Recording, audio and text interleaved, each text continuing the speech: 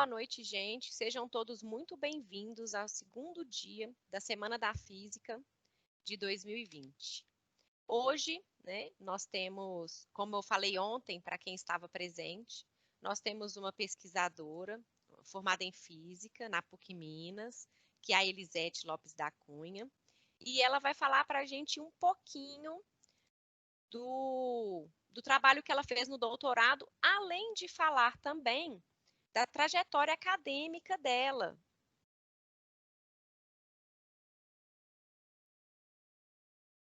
Sim. Então, o trabalho que ela fez no doutorado foi a produção de bioplásticos com aplicação em dosimetria de altas doses. Eu vou deixar para a própria Elisete falar sobre o currículo dela, né? Não vou falar sobre o currículo dela, não, porque ela vai contar um pouquinho e aí ela vai falar para você sobre o currículo, participação dela no curso de licenciatura. Então, seja muito bem-vinda, Elisete. Desejo muito sucesso na sua palestra. Obrigada.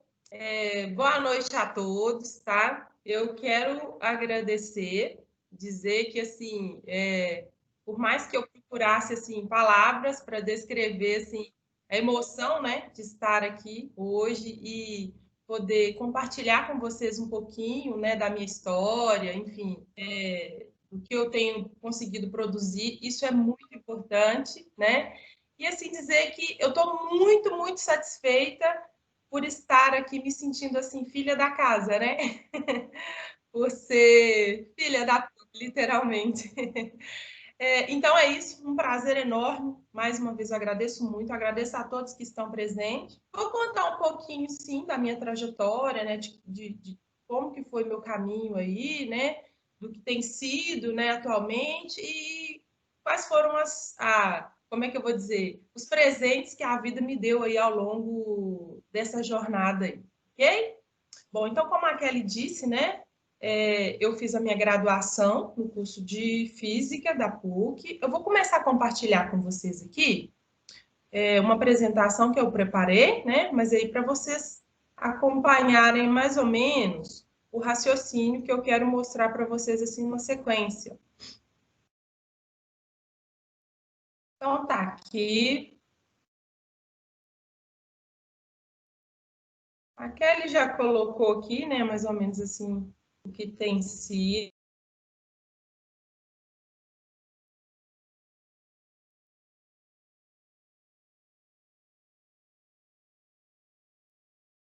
Ixi, tô achando que a Elisete teve algum problema.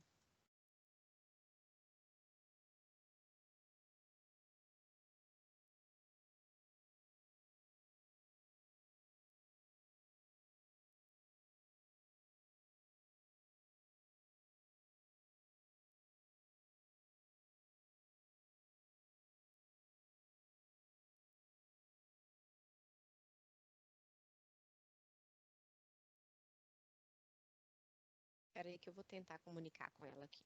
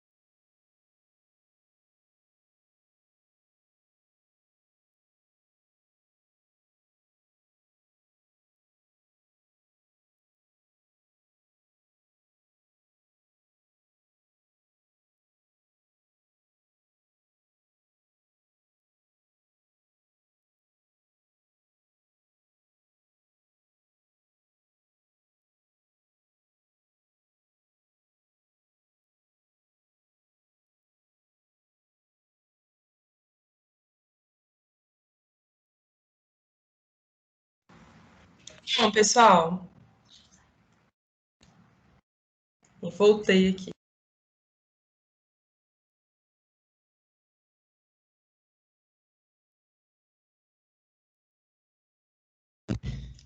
Desculpe aí, eu acabei caindo aqui, pessoal, porque o Teams ele é bem pesado, mas eu vou continuar aqui e vou compartilhar com vocês a apresentação, tá? Só um momentinho.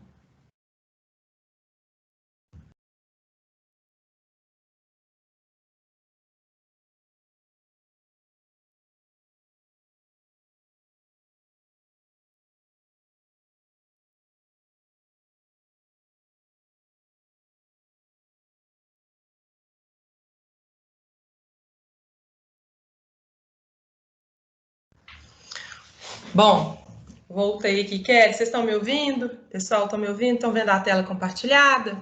Estamos sim, tá tudo ok. Desculpe aí pelo problema técnico. Bom, então voltando aqui, pessoal, retomando aqui, a primeira escolha, ela se deu aqui no curso, né, de graduação. Então, a minha primeira... Peraí, Elisete, só um minutinho que ainda não tá compartilhado grande, não. Agora tá? Agora foi? Agora tá certinho. Bom, então, a minha primeira escolha foi essa, né? Pelo curso de licenciatura em Física. E eu fiz questão de colocar aí, talvez a mais importante delas, né, gente? Porque, assim, a primeira graduação é uma...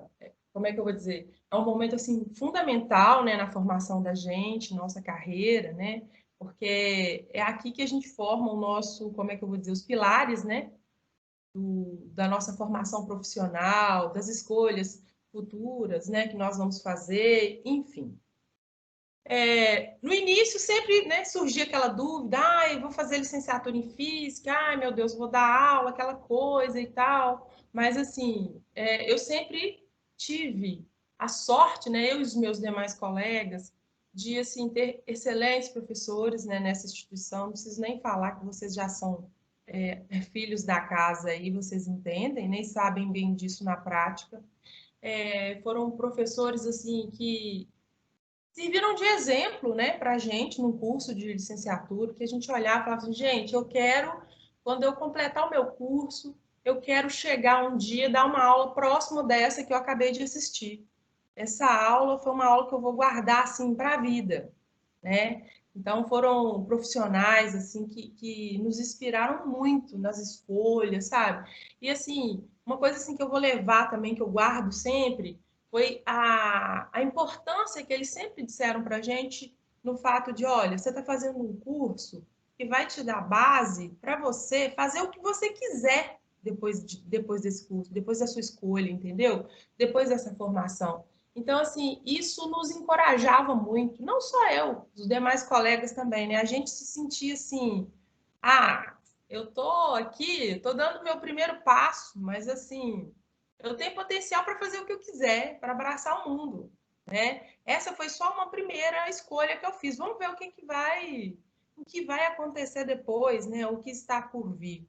Mas foi um curso assim muito, como é que eu vou dizer? Muito curtido mesmo, assim, sabe? A gente gostou muito, assim, todo semestre. A gente sabe que vai chegando no finalzinho do curso, a gente fica naquela contagem regressiva para formar, né? Mas a gente, ao longo do nosso curso, a gente ficava contando, assim, quando estava aproximando o final do semestre, né? Por semestre seguinte, a gente sempre tinha um período em que a gente tinha uma troca com a coordenação. A coordenação do curso também, ela sempre foi muito acolhedora, ouvia muito a gente, sabe? Então, a gente tinha esse feedback, essa troca, esse acesso, né, que sempre deixou a gente numa posição assim de certa forma, de acolhimento mesmo. E sempre reforçando que essa escolha que a gente tinha feito naquele momento, de optar por fazer um curso de licenciatura, né, em física, com certeza era a melhor escolha. E a gente não tinha dúvida disso. Então, assim, eu sempre digo, né? Hoje eu sou professora, né? De corpo e alma, como eu digo com os meus, eu brinco com os meus alunos, né? que toda aula que eu dou, no final assim, a gente tem uma troca, a gente tem um feedback, né? E aí eu sinto mesmo de verdade que, assim, lá no fundinho do meu coração, eu falo, poxa, eu escolhi estar aqui, eu escolhi, né? Ou seja, eu estudei para dar essa aula, eu estudei para estar aqui e, de certa forma, compartilhar esse momento com os meus alunos. Então, isso é uma coisa, assim, que é o combustível da gente, né? Vocês estão aí no curso de licenciatura, eu acredito, não sei qual período, mas eu, assim, eu vivi tão intensamente a minha licenciatura na PUC, que no segundo período eu já comecei a dar aula. Eu falei, gente, eu quero dar aula, eu preciso dar aula, eu quero colocar a mão na massa, eu preciso de um laboratório real, entendeu? Eu quero ver como é que vai ser essa troca, como é que vai ser, como é que eu vou entender esse universo, né? De dar aula, de ter alguém que está ali me ouvindo, enfim, como que vai ser essa troca? E aí eu, muito feliz, consegui, né, começar a dar aula no segundo período. Isso me ajudou muito, tá? Me ajudou muito porque tínhamos, né, dentro da nossa matriz curricular, da nossa grade, do nosso curso aí, diversos momentos, né, da nossa formação acadêmica aí, que a gente podia, como é que eu vou dizer, exercer a prática com a teoria, né? Então, eu exercia a prática dentro da faculdade, claro, com os projetos que tinham, com os laboratórios, enfim, e já estava atuando profissionalmente mesmo, na vida real, né?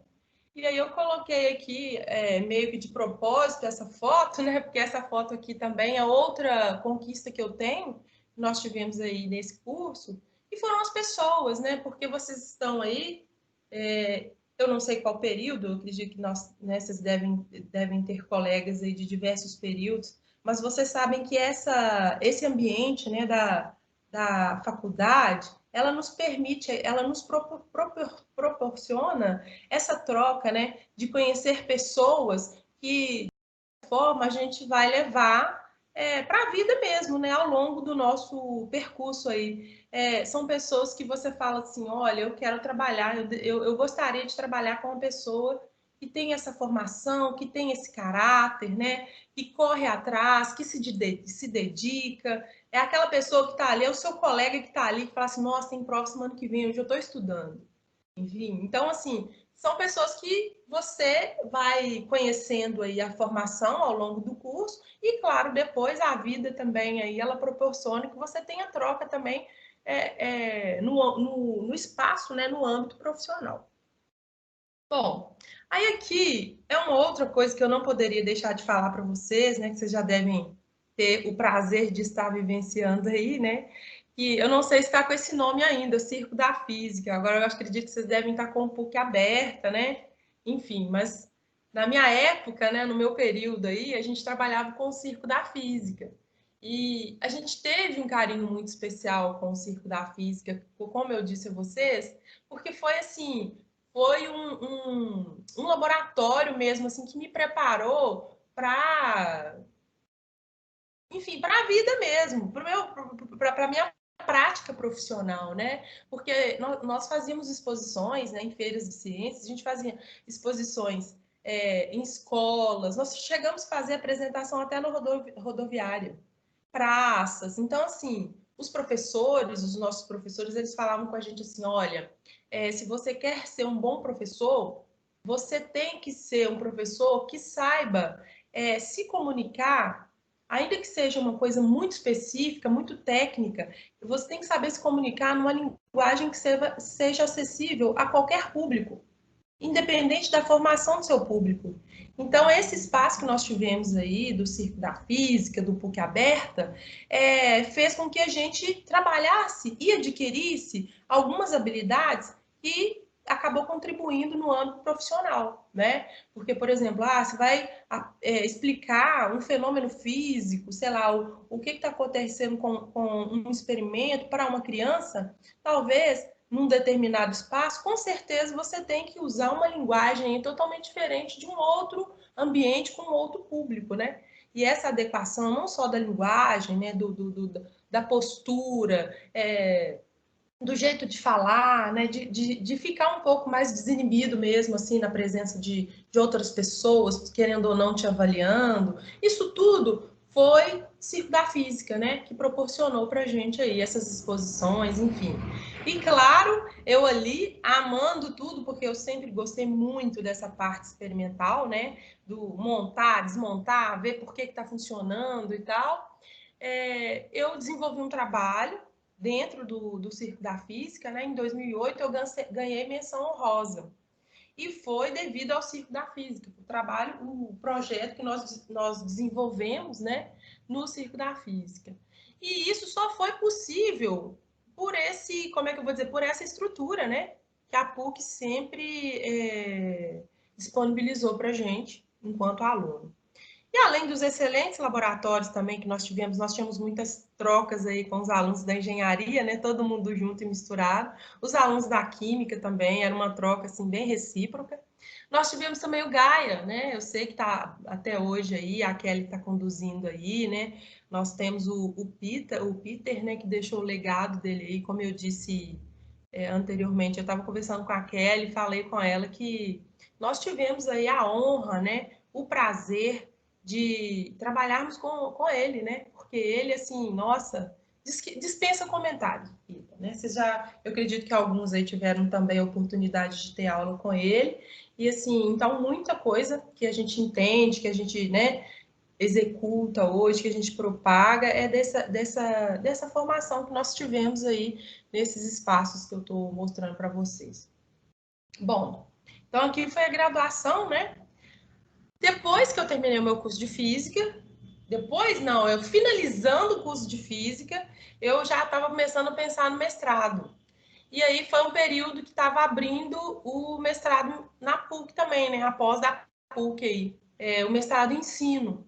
Eu me lembro que já tinha a primeira turma, eu fiz parte da segunda turma. Eu me interessei, primeiro, pela área, né? Porque eu queria dar sequência aí aos estudos, né? Sobre ensino de física, que é algo que eu amo de paixão.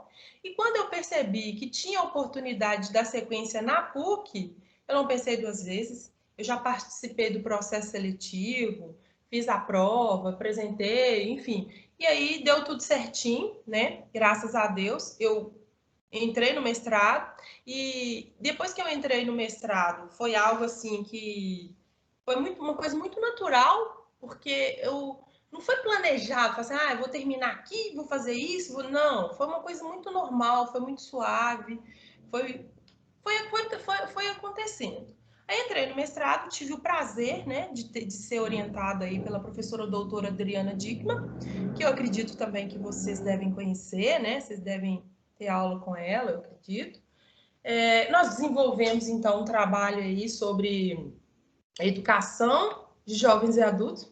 Elaboramos aí, né, elaboração e aplicação de um mini curso, introduzindo conceitos e fenômenos de ótica. Nesse período aí do mestrado, eu já estava dando aula, eu dava aula em escola fundamental e média. Dava aula para o ensino fundamental e ensino médio. De repente, eu comecei a dar aula no EJA, né? Comecei a trabalhar com educação de jovens e adultos, e aí foi quando eu falei, não, eu vou fazer isso no mestrado. E foi muito legal, porque as coisas que eu queria trabalhar no mestrado, eu consegui aplicar em sala de aula. E aí, assim, deu muito certo, né? Uma coisa que eu não posso deixar de mencionar, que nesse período aqui, assim que eu entrei no mestrado, né, comecei a fazer esse mestrado, ele abriu, né, abriram as portas aí, desculpa, minha câmera estava fechada, gente. Abriram-se as portas aí de outras oportunidades, né? Por exemplo, eu comecei a dar aula, participei de um processo para dar aula no ensino superior, porque até aquele momento eu dava aula em escola de ensino fundamental e médio, né? Então, matriculada no mestrado, eu já tive a oportunidade de almejar uma vaga de professora do ensino superior. E aí eu fui, né, participei do processo e tal, e consegui. Mas, assim, ficou bem claro, né, quando eu consegui entrar nessa instituição para dar aula, que eu dou aula até hoje, que é a UNA, ficou muito claro que, assim, uma das coisas que mais pesaram, assim, das avaliações, né, que foram feitas, mesmo você participando do processo seletivo de prova, de banca, né, que você dá uma aula, enfim, foi o fato de eu estar cursando, né, de eu estar matriculada no mestrado, né? Então isso aí contou muito e foi muito bacana. E claro, eu gostei muito porque eu ia continuar fazendo o que eu gosto, né, que é dar aula. Então, assim, eu participei então do mestrado na pós da PUC. Bom, e aí o mestrado, ele me rendeu aí nos rendeu, né, porque eu tive uma parceira, né, a Adriana, como eu disse a vocês, a minha orientadora, nós conseguimos então publicar um artigo, né, com essa proposta de trabalho que foi focada aí para a educação de jovens e adultos, né, o estudo de ótica da modalidade de educação de jovens e adultos para a EJA, por um meio de uma sequência didática diversificada. Então, assim, foi muito bacana, né? Foi um período assim de muito aprendizado, muita troca, né? A Adriana, eu aprendi muito com ela. É uma professora que eu sempre digo, né? Que eu vou levar para a vida. É aquela professora que realmente você assiste uma aula e dá vontade de assistir outra e você fala, gente, como é bacana, né? Como é que eu vou dizer? Quanta sabedoria, né? Como que um ser pode ser capaz de compartilhar tanto conhecimento assim com a gente de forma tão natural, né? E eu aproveito também para falar, né, abrir um parêntese aí, eu não sei se vocês têm oportunidade de ter aula aí com o professor Tomás de Aquino, que deu aula para a gente na graduação. Foi um professor também muito marcante, assim, na nossa formação na graduação. Era aquele professor que todo mundo ficava assim, às vezes a gente almoçava, né, o curso era à tarde, e aí às vezes a gente ia de manhã para a PUC, ficava estudando de manhã, almoçava para assistir a aula à tarde, e às vezes, dependendo do dia, a gente ficava até à noite, montando projeto, participando do Círculo da Física, enfim. Mas nós tivemos alguns professores aí, como o professor Tomás de Aquino, professor Fabiano de Cálculo, o professor... não vou ficar falando o nome, não, porque senão eu vou esquecer de algum e vou ser bem injusta, né? Então, eu não posso fazer isso. Mas, assim, foram diversos professores que a gente falava assim, gente, não vamos atrasar, não. Vou terminar logo com esse almoço aqui, porque é aquela aula que você não quer perder por nada, né? Maravilhosa. Mas, enfim. Aí, continuando falando aqui, nós tivemos, então, essa produção que foi o produto do meu mestrado. Finalizado esse produto, eu conversei com a minha orientadora, com a Adriana, e eu falei, olha, eu quero continuar, eu quero dar sequência no ensino de física, né? Quero continuar trabalhando com ensino de física e gostaria muito de fazer meu doutorado na PUC. E aí eu fiquei naquela expectativa, esperei alguns anos, assim, sabe, esperando, assim, ansiosamente que a pós da PUC abrisse o doutorado em ensino de física, porque, segundo os bastidores, existia essa possibilidade, né? E eu queria dar sequência, eu falei, não, vai ser bacana demais. Fiz a graduação, me senti, assim, muito, né, gostei muito da minha formação, muito acolhida, enfim, fiz o mestrado e ficaria muito honrada e muito feliz de fazer o doutorado na PUC. E aí esperei algum tempo e tal, mas quando eu vi que não estava demorando, né, não poderia esperar mais, estava demorando sair aí esse doutorado na área que eu queria, que era ensino de física, eu conversei com a minha orientadora, Adriana, e falei, olha, eu vou tentar, então, outros lugares, assim, enfim, porque eu quero continuar estudando, eu quero continuar investindo nessa carreira, né, de professora, nessa parte docente. E aí eu falei, eu vou tentar entrar no doutorado, então, na Federal. Meu doutorado, vou lá na área da educação. E aí fiquei um certo tempo, né? Perdi aí, entre aspas, né? Me dediquei, acho que uns 3 meses aí montando um projeto, né? Na área que eu queria. A Adriana também me apoiou muito e tal, enfim, né? A gente conversava muito, enfim. Tentei. No primeiro momento eu não consegui, recebi um não, né? Do departamento de pedagogia, né, da Federal, não foi possível. Eu fiquei muito triste, né?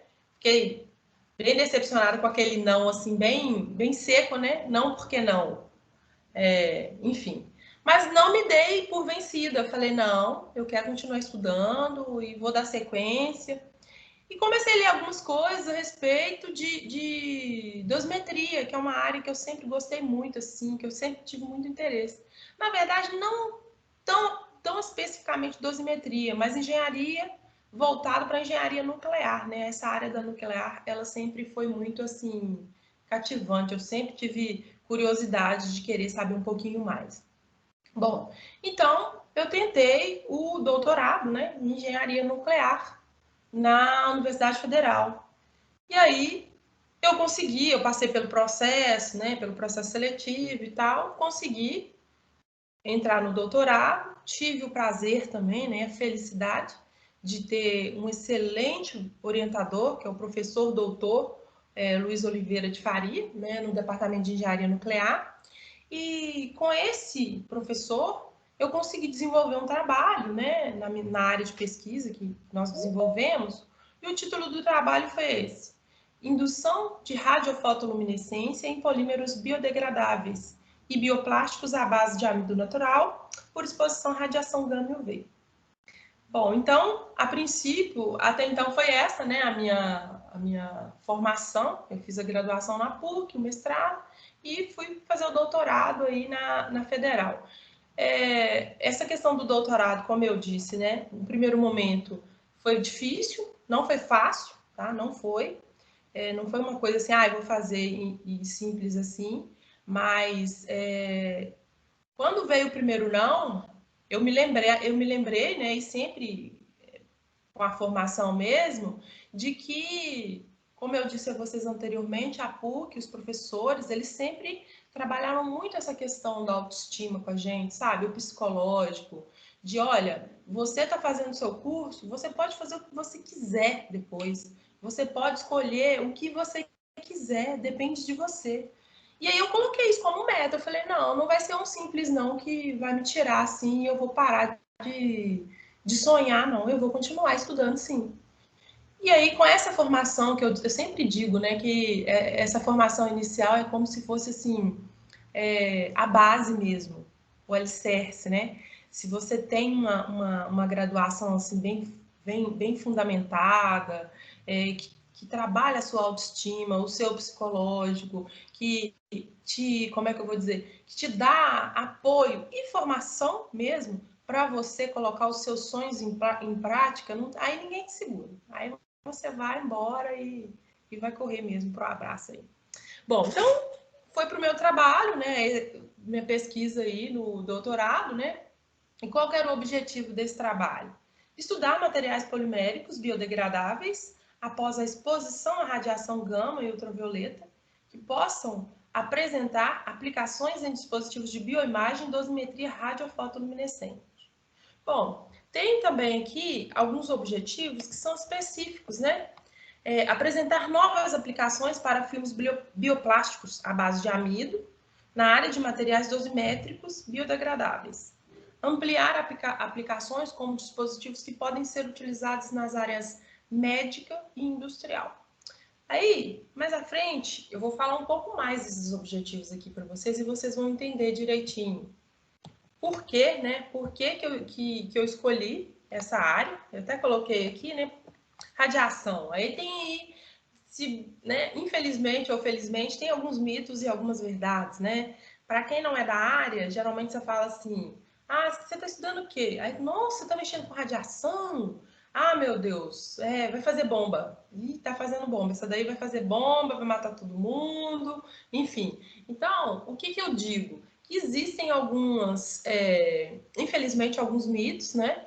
E, claro, tem algumas verdades também. Mas, assim, é óbvio que é importante a gente ressaltar que, claro, tem algumas situações que exigem um pouco mais de cuidado, né? Por exemplo, eu coloquei para vocês aqui que nas últimas décadas, fontes de radiação passaram a ser temidas por muita gente, né? Devido a alguns acidentes aí, como de Chernobyl, né? A exposição ao Césio-137, acidente de Goiânia. Essas ocorrências, elas envolveram aí a liberação de elementos radioativos sem medidas de controle, levando a ampla exposição, deformações e, consequentemente, como vocês já sabem, né? Até mortes, né? Muitas mortes aí. Mas é importante também ressaltar, né, pessoal, que, por outro lado, é inegável a contribuição da radiação no diagnóstico e tratamento de doenças, né? Então, assim, quando eu digo que existem mitos e verdades, porque, às vezes, o conhecimento, quando a pessoa não tem um conhecimento, talvez ela tende a achar que radiação é algo que é alguma coisa assim que vai causar apenas, nossa, isso aqui é algo ruim, que só vai trazer danos, né? E não é bem assim. Como vocês podem ver, né, nós temos aí alguns benefícios e eu quero mostrar para vocês aqui, aproveitar, né, essa oportunidade aí e mostrar para vocês que a radiação ionizante, ela tem diversas aplicações. Eu vou mostrar assim a pontinha, né? Vou mostrar alguns detalhes aqui para vocês, mas com certeza são muitas aplicações. Bom, então, falando assim de modo geral, a gente teria aí muitas aplicações na área médica, industrial e agricultura. Na medicina, a gente pode destacar aí os exames de imagem, tratamento de doenças, né? Porque a gente consegue perceber, né? Vocês podem verificar aí que hoje a gente tem uma ampla aplicação aí da nuclear, né? No tratamento do câncer e, claro, nesses exames laboratoriais de imagem, enfim. Esterilização de instrumentos, né? Nós podemos esterilizar os instrumentos hospitalares aí, por exemplo, né? Posso dizer aqui de 3 maneiras. Colocar os instrumentos no autoclave, utilizar vapores, né? Utilizar produtos químicos líquidos e emergir esses instrumentos, né? Nesses produtos, né? E podemos utilizar também fontes radioativas, né? Duas fontes de radiação ionizante podem ser utilizadas nesse processo. Então, você pode ter aí, no caso aqui eu coloquei o exemplo, coloquei uma foto para vocês, no caso de uma esterilização com uma fonte de cobalto 60, né? Então, você teria aí a radiação ionizante, ela vai agir, né, nos micro-organismos, quebrando suas cadeias. Então, claro, nós temos aí a interação da radiação com a matéria, né? Mais aplicações, por exemplo, irradiação de pedras preciosas. Aqui ao lado eu coloquei para vocês uma figura de uma pedra, né, um mineral aí, uma pedra, o quartzo. Então, ficou pequenininho ali, mas eu posso dizer a vocês que o quartzo, no seu tamanho, assim, a sua pedra no seu estado bruto, na reportagem que eu peguei aqui, dizia-se que o quilo estava em torno de $1.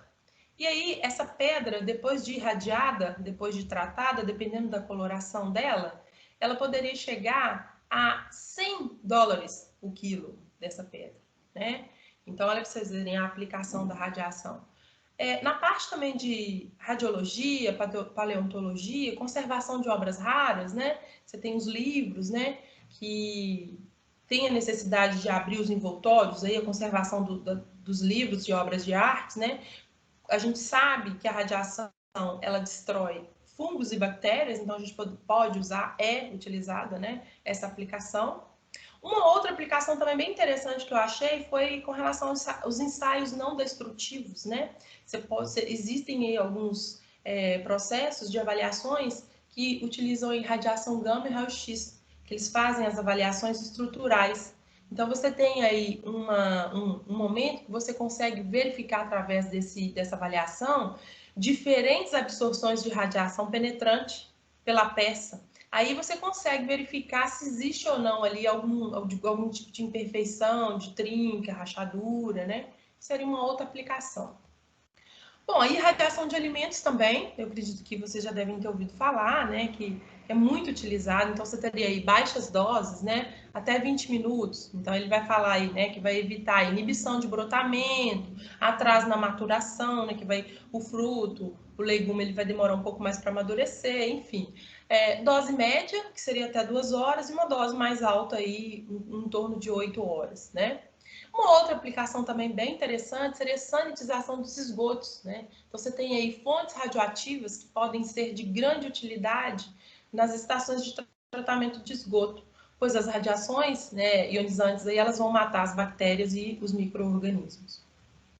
Bom, e claro, não poderia de citar aqui, né, a Agência Internacional Atômica, né, de Energia Nuclear, né? Então, nós temos aqui essa agência, nesse órgão, né, que ele é responsável, né, qual que é o objetivo? Desenvolver normas de segurança nuclear e, com base nessas normas, promover e manter os níveis elevados de segurança em aplicações da energia nuclear, bem como a saúde humana e o ambiente contra riscos associados às radiações ionizantes. Então, a gente tem esse órgão, né, que controla, isso é importante, tá? E aí entra na área que eu mais gosto, que é a área da dosimetria, né? Então, você tem a norma básica de radioproteção, que é a CNEN NN301, ela estabelece que as doses anuais de radiação recebida por trabalhadores ocupacionalmente expostos sejam otimizadas e limitadas. Como que seria esse processo, né, de otimização e limitação? Na verdade, é um controle mesmo, né? E esse controle, ele é feito pela área da dosimetria. Então, para assegurar que as diferentes práticas estejam em conformidade com a norma, é necessário conhecer a dose, né? Que essa pessoa está sujeita aí no caso. Não só a dose de uma pessoa, né? Que é no caso de radioproteção, mas a dosimetria, ela trabalha aí com controle de dose. Controle de dose, ele pode ser em uma pessoa, em um ambiente, né? Em um determinado instrumento, né? Uma peça, um objeto. Então, seria nesse sentido. Bom, aí aqui, só para contextualizar mesmo, eu trouxe exemplo aqui para vocês de 3 dosímetros, né? O que seria o dosímetro? O dosímetro, gente, para quem não teve, né, a felicidade de trabalhar ou conhecer, é um equipamento que vai medir a intensidade de dose, né? Existem vários tipos de dosímetros. Aqui eu coloquei para vocês os filmes radiocrômicos, né? O que seria um filme radiocrômico? Aqui do lado, ó, eu coloquei uma curva, né, que eu peguei que foi até assim lá do meu trabalho. Você tem a irradiância espectral, deixa eu voltar aqui. E aqui você tem uma faixa aqui, ó, que funciona como uma legenda, tá vendo? Primeiro é a preta. Aqui eu estou mostrando para vocês que isso aqui é o filme virgem. E aí, conforme vai aumentando a irradiância espectral aqui, ó, que está relacionada com a dose, né, de radiação que esse material, que esse filme está recebendo, você consegue visualizar aqui que a cor muda, né? A tonalidade do filme ele muda. Então são os filmes, né? São os dosímetros que são feitos de filmes radiocrômicos. E nós temos também a dosimetria luminescência, a dosimetria de luminescência termicamente estimulada. O que seria uma dosimetria termicamente estimulada? Você tem um material, um determinado material, e é esse material irradiado. E para medir a intensidade de dose ou a resposta de dose desse material, a gente usa uma fonte térmica, né, que vai estimular ali o processo para você verificar. Além dessa dosimetria luminescente, termoluminescente estimulada, tem a OSLD, que é a dosimetria luminescente opticamente estimulada, que é esse último aí. Essa aqui foi uma dos que eu mantive o foco no meu trabalho também, o primeiro e o último aí, né, que são filmes radiocrômicos e OSL. Por quê? Aí eu coloquei logo à frente aqui, ó, algumas características, né, importantes de uma OSL. O que seria uma OSL? Você tem um determinado material que foi irradiado, certo? E aí você poderia pegar, por exemplo, uma fonte de luz, o laser. Você pega um laser, do jeito que eu coloquei no desenho para vocês, e excita o material. E aí você consegue medir a resposta de dose com uma fonte, né, que seria o laser. E aí, por que isso é bom? Qual é o benefício, né? Você teria aí o tempo de resposta, que é muito rápido, né, em torno de 50 segundos, baixo custo, que é bem, né, o custo é bem acessível, e baixa temperatura, porque se a gente comparar lá no outro dosímetro que eu mostrei para vocês, o que a gente precisa de uma fonte térmica, existem algumas complexidades ali, alguns fatores, né, algumas desvantagens. Por exemplo, dependendo do material, se você eleva muito a temperatura, isso vai refletir nos resultados, né? Então, aqui você não tem elevação de temperatura, isso é um ganho, é um benefício. Bom, então, dentro desse contexto da dosimetria, nós resolvemos, a princípio, colocar aqui 3 propostas, né, de aplicações da dosimetria. Então, a primeira foi fazer um estudo lá de FTIR, né, transformada de Fourier. Nós trabalhamos aí com dois materiais, que eu vou explicar para vocês com maiores detalhes, que foram filmes poliméricos biodegradáveis. o PBAT, e filmes de bioplástico, os bioplásticos, né, que foram filmes que nós fabricamos também com amido. Então, o que eles têm em comum? Formação de aminas em anéis de hidrocarbono, né? São materiais orgânicos, radiofotoluminescentes, certo?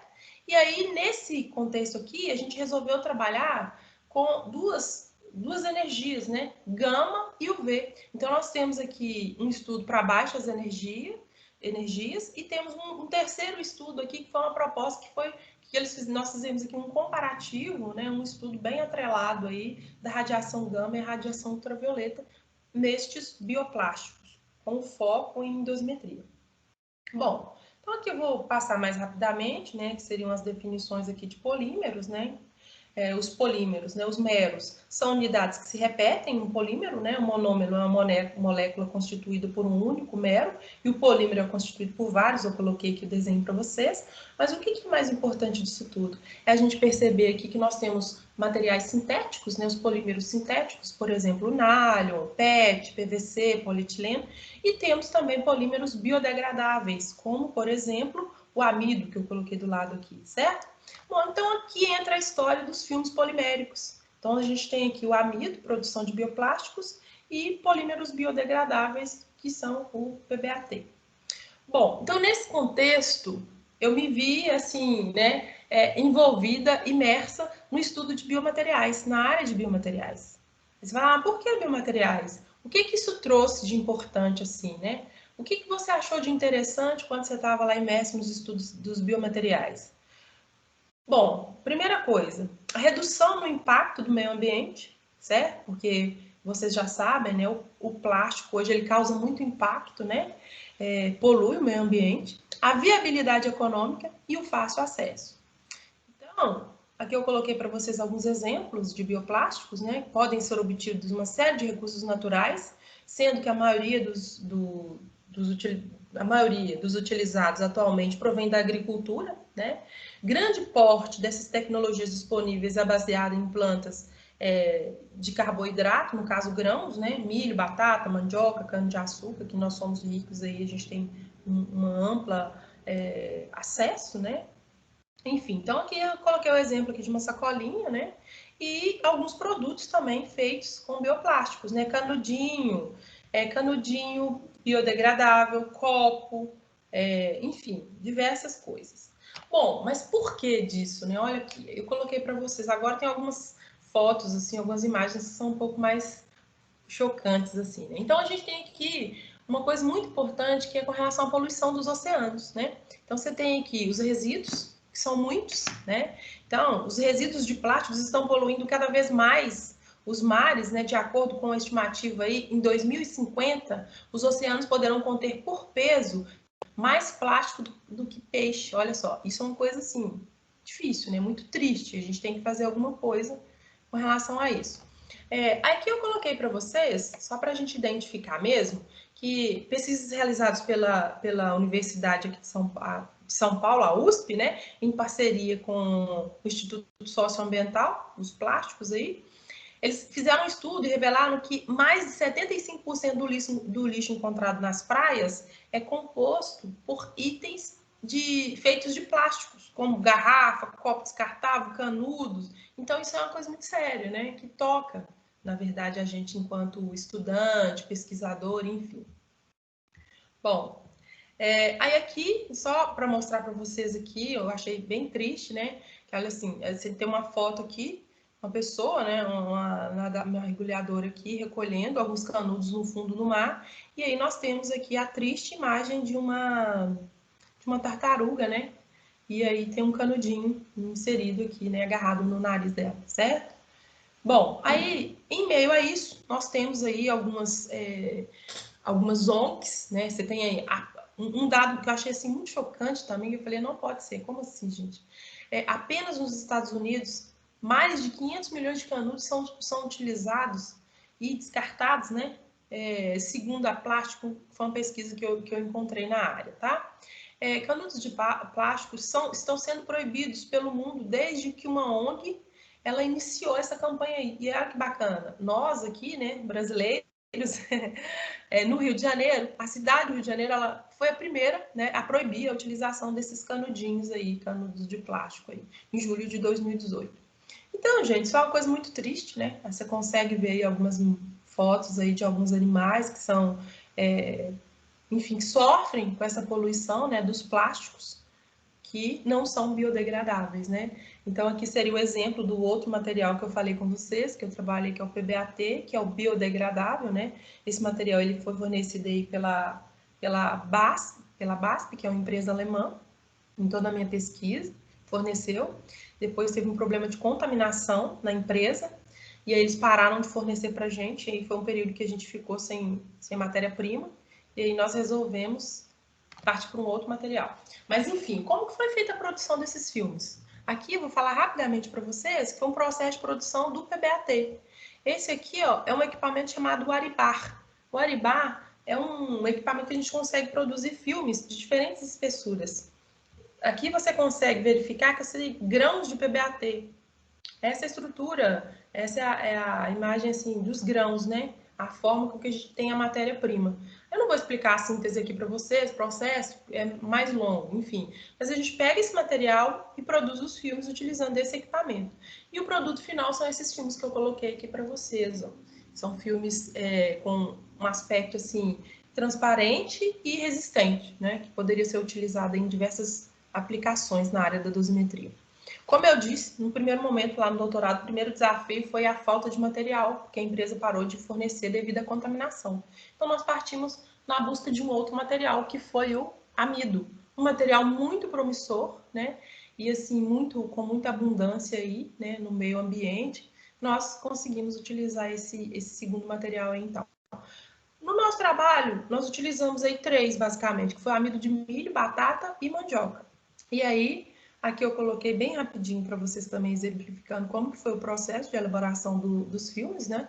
Nós utilizamos a técnica aqui de solvente, decomposição do solvente, que é casting, né? E fizemos aqui os bioplásticos, claro, né? Com adição de plastificantes, fizemos vários testes, né? De elasticidade, resistência, enfim, até chegar no aspecto que seria assim desejado desses filmes.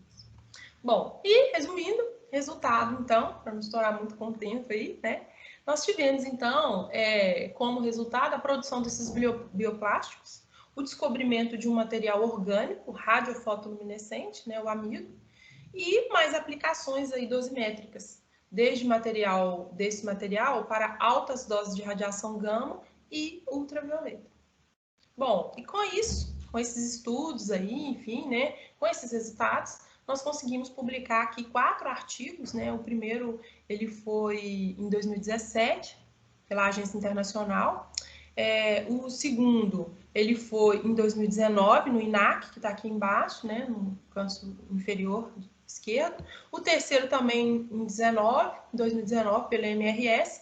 E esse último que está aqui, que foi esse ano, em 2020, no início do ano. Certo? Bom, então é isso. Tem algumas fontes aqui que eu utilizei, tá? E esse é o que eu gostaria de trazer e compartilhar com vocês hoje. Essa foi a apresentação que eu preparei para vocês. Eu deixei aqui o meu contato, tá? Caso alguém, né, queira fazer alguma troca, enfim, estou disponível, ok? E quero agradecer muito por estar aqui com vocês. Eu vou interromper o compartilhamento aqui. Espero que vocês tenham gostado, né, da apresentação.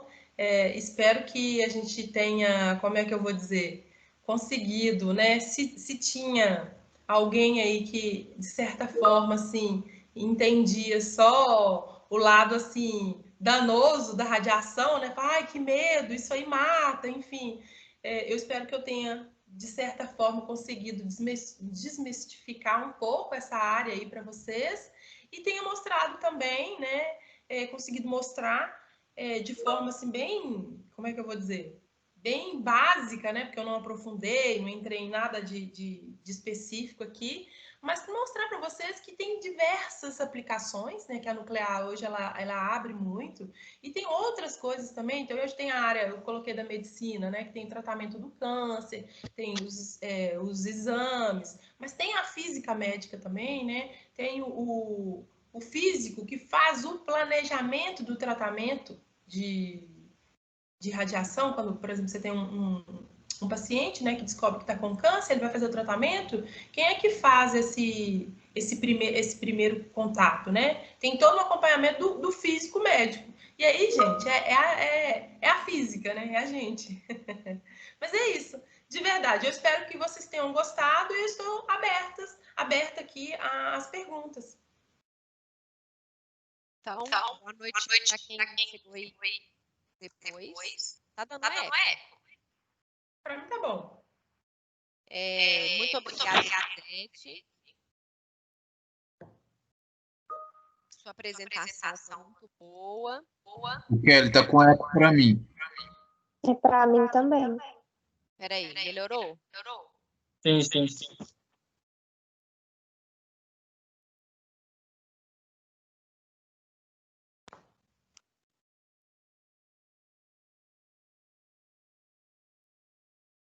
Melhorou, gente? Não, tá dando eco, né? Ó, então, me dá mais uns minutinhos, Kelly, enquanto você... Eu sei que esse é meu tempo aí, mas falta só fechar um pedacinho aqui enquanto você testa seu áudio, pode? Aham. Bom, pessoal, então assim, eu mostrei para vocês, né, claro, algumas conquistas que eu consegui, né, até o momento, enfim, porque eu falo mesmo que eu estou engatinhando, que a gente quando entra na área da pesquisa, assim, enfim, da docência, né, a gente está em busca ativa, a gente está sempre buscando, a gente está sempre descobrindo, né, a gente está sempre na luta mesmo no dia a dia, né? Vocês sabem, eu acredito que muitos aí também já devem estar dando aula, enfim. Mas assim, o que eu de fato, de verdade, queria deixar para vocês, não é porque a Kelly está aqui e está ouvindo, não, porque eu sempre digo isso para os meus alunos, tá? É o seguinte, o que a formação desse curso de física ele representou para mim, vocês entendem? Assim, ele me deu tanto assim autoestima, sabe? De acreditar no meu potencial, de falar, nossa, eu vou onde eu quiser. Eu vou, sabe? Eu vou, sei lá, eu vou decolar agora, eu faço o que eu quiser. E aí, o que acontece? Atualmente, eu falei do início, falei da conquista e tal. Eu comecei a dar aula no ensino superior, como eu disse, né? E aí hoje continuo, né? Eu sou professora dos cursos de engenharia da UNA. Tem 10 anos que eu estou dando aula lá. Tem outro cargo também, além de professora, né? Como os nossos alunos brincam, né? Que é professora, você não trabalha, não? Você só dá aula? Então, assim, um outro cargo que eu acabei exercendo foi na parte acadêmica, né, de análise de currículo, de cursos e tal. Mas, assim, o que eu quero compartilhar de fato com vocês? É algo que, na verdade, quando eu estava estudando, quando eu estava, né, colocando os meus sonhos em prática no dia a dia, eu nunca parei para falar assim, ai, então, será que algum dia eu vou fazer isso, eu vou fazer aquilo? Não. É a formação, sabe? A formação, ela te dá esse leque, ela te dá essa abertura, né? De você ter essa ampla área, entendeu? De buscar, enfim, de correr mesmo, assim. Pode ficar à vontade, Kelly. Bom, então acho que agora melhorou, né? Continua dando eco. Peraí.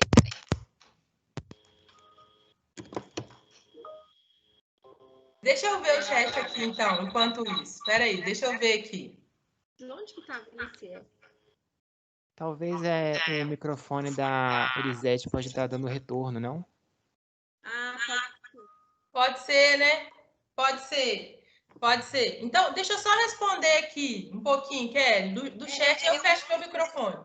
Eu vou falar para você algumas coisas. É isso mesmo que eu quero. Eu quero te agradecer pode responder você. Você está conseguindo ler aí agora, né? Começa lá no Gabriel Falqueto, a primeira pergunta.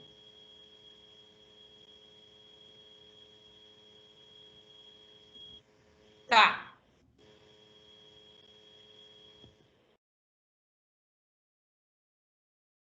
Não, Gabriel, então, olha só, vamos lá. A minha graduação foi, né, licenciatura em Física e o meu mestrado em Educação. Aí, quando eu optei, né, por entrar na engenharia nuclear, foi porque, de fato, eu não consegui no primeiro momento, fazer o meu doutorado em educação. Eu falei, não, então eu vou continuar estudando, vou fazer o doutorado numa outra área. E aí, como eu sempre gostei muito dessa área da nuclear, eu falei, não, então eu vou fazer engenharia nuclear. E aí, para a minha felicidade, quando eu me vi no departamento de engenharia nuclear, fazendo as disciplinas, eu vou te falar uma coisa, eu sempre fui muito feliz com a minha formação, né, enfim, eu me vi num espaço assim que eu falei, gente, que maravilha, eu tô aqui, é física, é matemática, então não tem nada disso. É claro que o mestrado em ensino, ele é mais voltado para a área do ensino mesmo, você vê muitas práticas pedagógicas, né? Eu estudei muito Vygotsky, Piaget, enfim, mas a fundamentação mesmo, o alicerce que eu tive, claro, na graduação e depois, aquela, como é que eu vou dizer assim, aquela confirmação no mestrado, eu fiz eletromag no mestrado com a Marinês. Então, gente, quando eu cheguei no doutorado, que eu me vi numa sala, por exemplo, com 8 alunos, 5 alunos, os meninos morriam para estudar, para fazer uma equação, para deduzir uma fórmula, eu falava assim, já estudei física, que maravilha, gente. Então, assim, não tem como, né? Eu acho que essa paixão que a gente tem, assim, quando a gente escolhe, né, um curso que a gente gosta e tal, Marinês, foi Marinês mesmo. O Lev deu aula para mim também na graduação, deu aula para mim no mestrado, tá? Marinês também, é verdade. Então, assim, não tem, é uma receitinha de bolo, não tem como dar erro, não. É isso aí, tá? Deixa eu ver então a próxima pergunta. Não me senti, e assim, só para fechar, tá, Gabriel? Em nenhum momento, assim, eu me senti, como é que eu vou dizer, com uma dificuldade maior por ter feito mestrado na área da educação e estar ali do lado de pessoas, por exemplo, que fizeram mestrado na área de materiais, né? Na área da nuclear. Não mesmo. Isso foi muito tranquilo, foi muito natural. É óbvio, claro, né? Tinha alguns termos assim técnicos, algumas coisas que eram bem da área. Mas assim, nada que um professor que já como é que eu vou dizer? Um aluno nato, né? Porque a gente estuda sempre, você tá sempre correndo atrás do conhecimento, de descobrir novas coisas e tal. Nada que me impedisse de conseguir, não, tá? Obrigada, Joyce. Karine também. Ô Daniel, na verdade eu falei publicado, mas ele ainda está em fase de publicação, por isso que eu não coloquei ainda, entendeu? Mas já está todo certinho, viu? Esse artigo. Já mandou pro referir, já voltou, tá na portinha.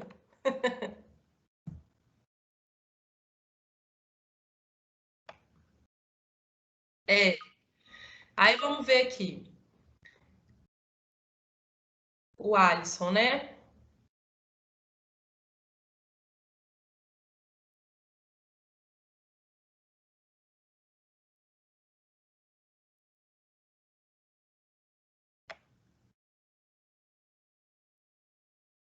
Quais foram as principais dificuldades? Sim.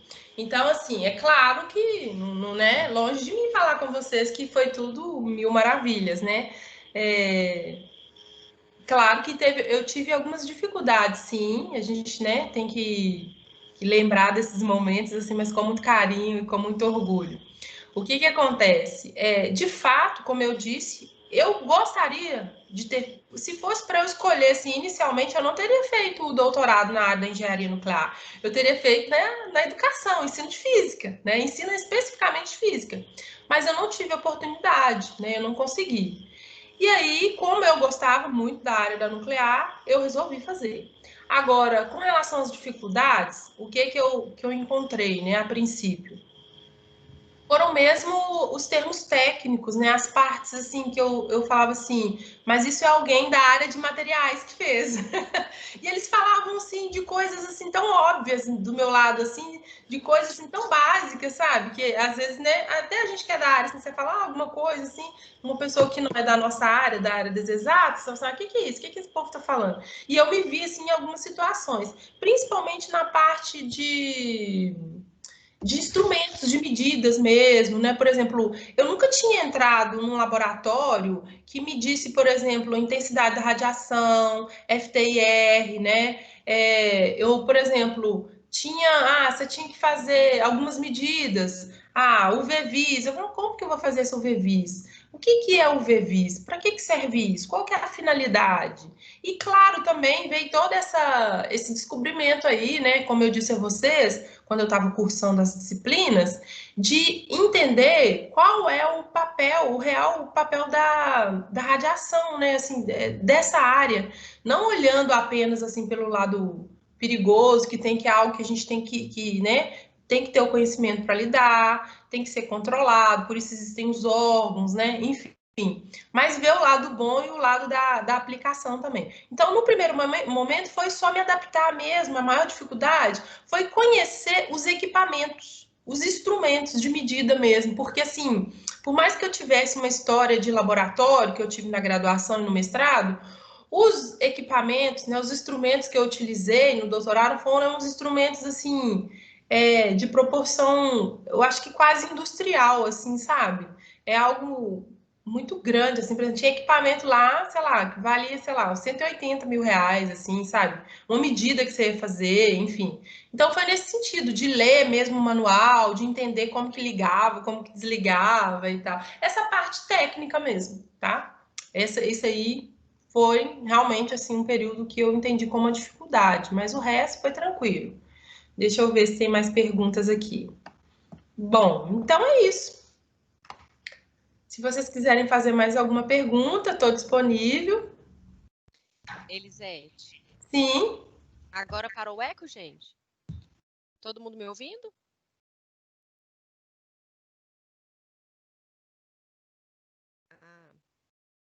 Tá ok, Kelly.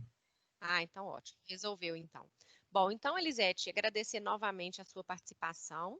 É um imenso prazer compartilhar, porque, na verdade, eu não vou dizer que estou descobrindo a sua história, né? Mas compartilhar com os nossos alunos e com o público externo a sua história e o seu trabalho, que também não é novidade para mim, né? Tive o prazer de assistir sua apresentação de doutorado. Fantástico, assim como a sua apresentação agora. Então, muito obrigada pela participação de vocês. E, gente, Elisete, né, como vocês viram, ela estudou na física e amanhã nós teremos a apresentação de outra ex-aluna da física, mulher, branca, classe média, que resolveu trabalhar em cursinho universitário para ajudar as pessoas que não se encontraram na mesma situação que ela. Então, a Samira, ela foge um pouquinho da realidade da Elisete, né? E, no entanto, ela está em busca de ajudar as pessoas que se encontram em realidades parecidas, né? Então, amanhã, vale a pena vocês assistirem também. A Samira vai contar um pouquinho dessa trajetória dela, sobre como ajudar pessoas que estão em classes diferentes da que ela teve oportunidade de ser, a conseguir entrar numa instituição e fazer uma graduação. Então, amanhã também vai ser bem interessante, vale muito a pena vocês assistirem. Então, finalizo o segundo dia, né, da Semana da Física, agradecendo a participação de todos vocês. Imagina, Kelly, eu quero agradecer muito e digo que, assim, gente, assim, é sempre um prazer, é sempre um presente, né, participar de tudo que esteja relacionado com a PUC. A PUC me toca, assim, a Kelly sabe disso. Às vezes eu sou convidada para participar do Oscar, né, da física. Tá até aqui o meu, tá? Faz questão, ó. Olha só para vocês verem, que lindo. Então, assim, são coisas que a gente guarda, né? Leva para a vida. E eu agradeço muito, é sempre um prazer, estou sempre, né, disposta a vir mesmo. E aí, Kelly, só mais um segundinho para fechar mesmo, assim, porque eu gosto de falar demais, professor, né, gente? Sabe como é que é, né? Para fechar, o que acontece? Você falou da Samira, eu também conheço. Vou fazer questão de assistir amanhã, não percam, tá, gente? Porque vocês vão ver, vai ser bacana demais. outra pessoa assim que eu levo para a vida também, que eu me espelho muito, só agradecer. Mas, Kelly, eu acho que eu vou aproveitar a oportunidade para dizer que eu também hoje posso dizer que eu furei o bloqueio, tá? Furei o bloqueio. Em que sentido? Eu também, como é que eu vou dizer? Eu não vou, isso mesmo. Eu furei o bloqueio no sentido de que eu não venho de família assim, como é que eu vou dizer? Rica, né, gente? Eu sempre trabalhei, paguei os meus estudos, né? Fui aluna de FIES, né, quando eu estudava na PUC. Então, assim, eu sei muito bem o valor, né, de você trabalhar, se dedicar e conquistar. Talvez seja esse um dos motivos aí, né, que eu amo muito, assim, tudo isso, né, e faço questão de dizer que vale a pena mesmo. Então, assim, vivam intensamente cada minuto, cada segundo, cada coisinha do curso de vocês, porque, assim, felizmente, né, ou infelizmente, né, Kelly, essa fase passa e passa rápido. Depois você olha para trás e fala: ai, meu Deus, que saudade do meu curso, que saudade. Ai, meu Deus. Então, Ô, Elisete, estão te solicitando aqui, ó. Rafael tá pedindo para você ir trabalhar na PUC também. Ah, vou demais. Próximo concurso contamos com Oh, meu com a Deus. sua inscrição, né, Rafael? Vou demais.